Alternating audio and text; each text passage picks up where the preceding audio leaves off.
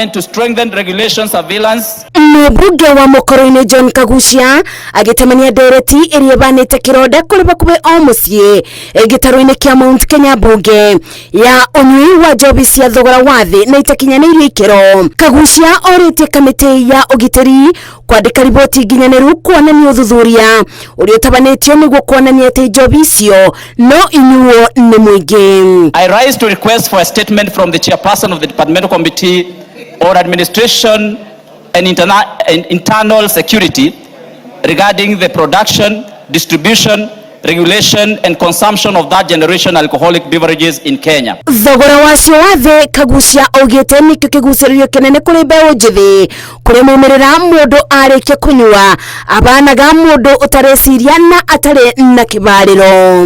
In recent months, residents of Mukurweini constituency have expressed growing concern over the widespread availability and consumption of Diamond brand third generation alcohol, commonly known as Kadaya. The product is reportedly sold at a relatively low cost and is easily accessible, particularly to young people and other vulnerable members of society. Kuringana na Mũmbũnge uyu to gicigo kia ũmbunge kia Mũkurweini njohi cia ibango ithukitie andu ethĩ meciria indi ni bururi-ini kuothe.